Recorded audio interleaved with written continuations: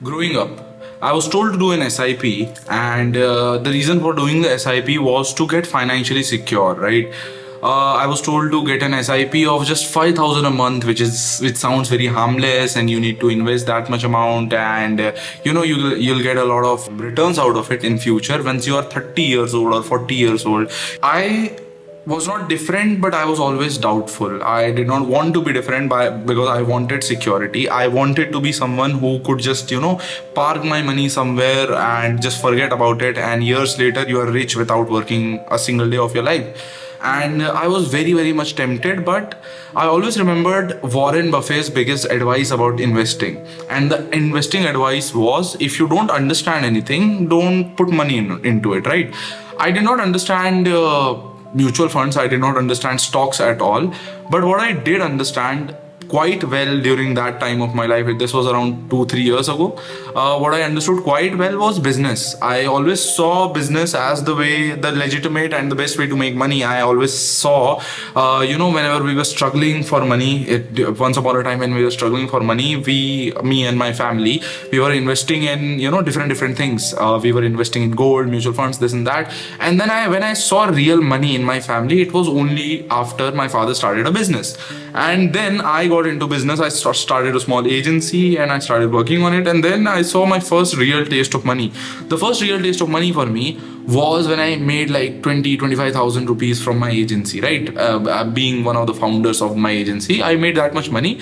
And then I realized, whoa, this is good. This is a legitimate, very, very good way of making money. And then eventually we started hiring, and we hired the first person in our agency, and that person took a lot of our work off. It was an editor. We had a video production agency, and the first hire was obviously an editor who started working with us.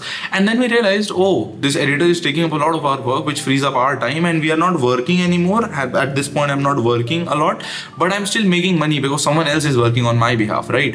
And that's when I realized that mutual fund could never give me that much. Mutual funds, if I invest 5,000 rupees or 10,000 rupees per month on a mutual fund thing, it will make me 12% returns, which is when I invest say 1.2 lakh rupees in the mutual fund, it will make me a 15% return, which is the best return mutual funds give on average, right?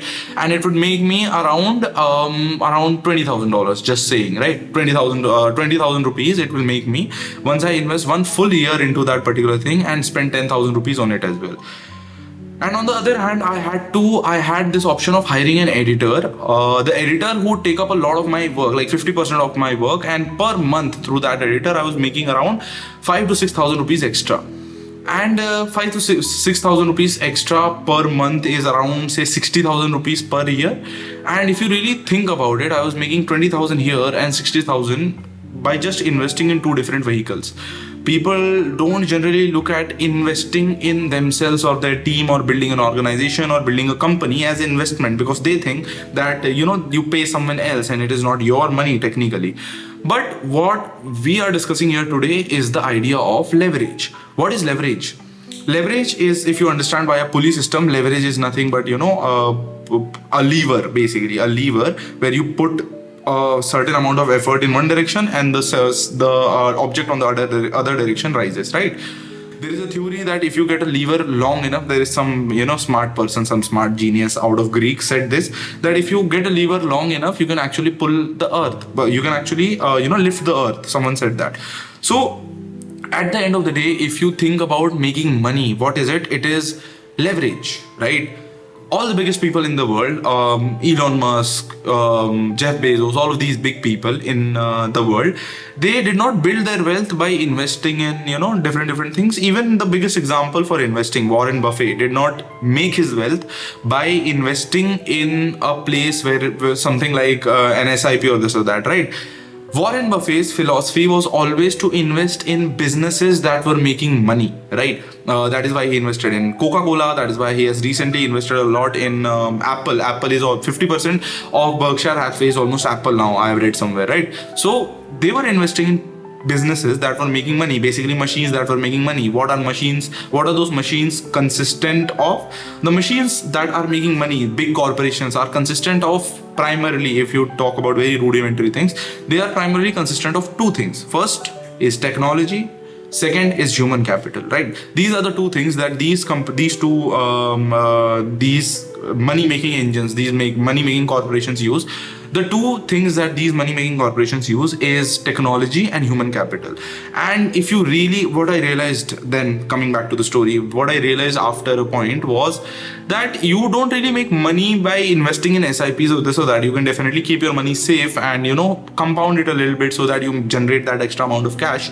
But if you are certain on your ability to make money through a service or a product or this or that, the best form of making money, the best form of generating cash flow for you, or just building wealth for you, is through buying capital, not assets. Capital put into assets will give you just enough money so that you think that you're not broke. Putting money into leverage will actually make you wealthy. I started an agency. I started basically a team of creatives who were working on different projects. We had clients and this and that, and we were making money out of doing that, servicing people, right? The biggest leverage that we had was people, mainly. It was editors, it was graphic designers, this and that, right? So instead of working alone and handling 50,000 worth of volume, 50,000 rupees worth of volume of clients or work or this or that, I could go to 2 lakhs a month, spend say 1 lakh rupees on the team and still make a 1 lakh rupee profit, right? That is how I looked at leverage. And when I started using it, what I realized was that was one of the best way to make money. Money is not a passive thing. Money in general, if you think about money is not a passive thing. Money is an actively flowing thing. You cannot compress it or dumb it down into making it a passive activity. It will always be active money, active income, this or that, right? So if you think about the idea of investing in assets like gold, silver, mutual funds, crypto even, is not bad. It gives you a lot of money, right? But the main leverage on building long-term wealth, in building long-term richness, or in just building a lot of money, gaining a lot of capital, in my opinion, is mainly leverage. It is not assets that you own, it is the people or the tech behind the assets, or the thing that is making an asset valuable. If you really think about it, what makes an asset valuable? Everything that makes you money is dependent on leverage that you get through technology or people. You invest in Reliance Industries, or you invest in the Nifty 50 because at the end of the day, you are investing in those companies, and the companies are made by people, and you trust those people to make a certain amount of money, and that is how they give you returns as well. My fundamental idea being that you should then think about just investing directly into leverage and getting leverage instead of putting your money into a safe place and this and that and just buying mutual funds. You should actually start building leverage, right? One of the biggest leverages that I built for myself personally is investing in ChatGPT. ChatGPT has a free plan obviously, but it also has a pro plan that gives you a lot more flexibility, a lot more things to do with ChatGPT, right? And if I can tell you now, ChatGPT is one of my tools, which is one of the best tools in my arsenal, because I talk to it about everything. I talk to it about my mental health, my just physical health, my business. It knows everything about me. And if I just have to take, say, advice from Steve Jobs, I will make a prompt that tells my ChatGPT to talk like Steve Jobs, and I can directly talk to Steve Jobs about getting an advice on some business that I'm doing, right? Or if I want to optimize my health, I can just give a prompt to ChatGPT to be like Brian Johnson, the don't die guy, and it can optimize my life according to the blueprint protocol. So basically, it is giving you a mentor in these times. It is just giving you the most desirable or whoever you want as your mentor if you feed it enough data. If you tell it to be like Steve Jobs, it will be like Steve Jobs, right? So that is the leverage that you get out of technology like ChatGPT. If I did not shell out a certain amount of equity to someone else in my business, that person would not be working with me, and I would be walking on this path alone, and I would not have the leverage of say the other person has. I would not have the leverage of saying that, oh, now let me just do one thing. I will just focus on one thing that I am very good at, and the other person will take care of the other thing that needs to be done in the business. And that is how I buy leverage, by giving them a share of my equity in the business, right? Or some a certain amount of money, a salary package to them. That helps me grow a lot faster, and that helps me scale my income to a certain extent, right? That is what we have to factor in when we talk about building leverage in life, building wealth in life, right? It is not just buying assets, because assets will not give you as many returns. Putting money into your circle, even, right? If you have to get a 5,000 rupee entry, if you have to get a 5,000 rupee entry into a dinner or a club that connects you to a lot more people who are more intelligent than you, richer than you, this and that, that is a no-brainer deal for me. But if you tell this to a layman today, they will say that it does not seem worth it. 5,000 for a dinner, oh bro, that sounds too much. But if you tell them that you can invest this money into an SIP, they would be more than happy to, right? If you tell them that an SIP is giving 5% higher returns than the national average or the average that is going on currently, they would immediately put their money into it without even realizing that those 5% of those 5% commission that they are getting, or the 5% interest that they are getting over their money, is nothing in comparison to what they can actually potentially get if they go to the $5,000 rupee dinner, meet someone important, build maybe a connection with them, later do a business with them, right? They are not thinking along those lines, and that is why people are falling behind. People are not in the pursuit of making money. People are in the pursuit of securing themselves from any adversity. Because let's be honest, right? Putting your money into a business or into a dinner which can or cannot go right is risky, right? It is a calculated risk nonetheless, but it is still risky. Versus putting your money in SIP is just very simple. You download, it is basically a dopamine hit at this point, I feel like. You just download the Grow app, you put your money into it, you do a UPI transaction, and you think that you have achieved something, right? But if you really think about it, comfort does not get you anywhere. If you are comfortable with investing your money into some place, if you are that comfortable, is it really on the trajectory of growing your money to an extent that it can actually grow to, right? If you really think about it, the answer is no.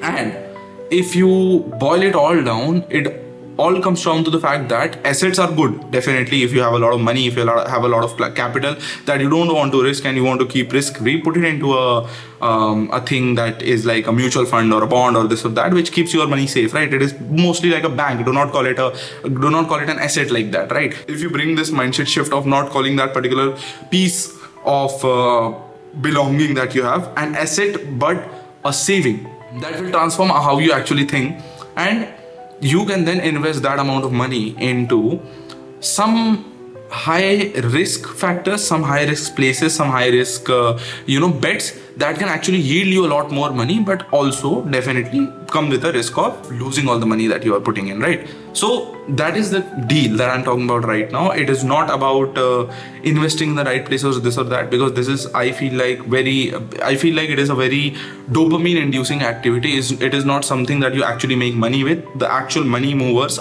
is the leverage that you can get over people, is the leverage that you can build or buy or attain or achieve or just earn. In fact, you can earn a lot of leverage too. So you can earn that much leverage so that you can put that lever into practice and pull more money or push more money towards you, right? And that is the idea behind this video, right? You should not be putting your money into some low ROI or low risk places or asset classes or this or that. You should definitely do that once you have a lot of money and you don't have anything to yearn to or eventually strive to. But if you are starting out and if you are beginning your investing journey or your career or your money life, because till a certain age of your life you are provided by someone else, and then after a point you have to fend for yourself. And when you're fending for yourself, you should not be thinking about putting your money into an asset class that gives you compounding returns or whatever they call it, right? SIPs at the end of the day will give you 2 crore rupees, but after the end of say 30 years or 20 years. And if you can wait for 20 years for your money to mature and eventually give you results, God help you, bro. If you are not behind it, if you're not running behind it like a madman, if you're not trying to achieve something while you are young, while you're in your 20s, while you have the most energy you will ever have in your life, if you're not striving for that, are you really working hard? Because at the end of the day, people put their money into SIPs and don't take risks because they are not willing to work hard, or harder if they're working hard already. They're not willing to work hard, they're not willing to take a risk. And if you are not taking a risk, are you really growing in life? Are you on the path of growing in life, right?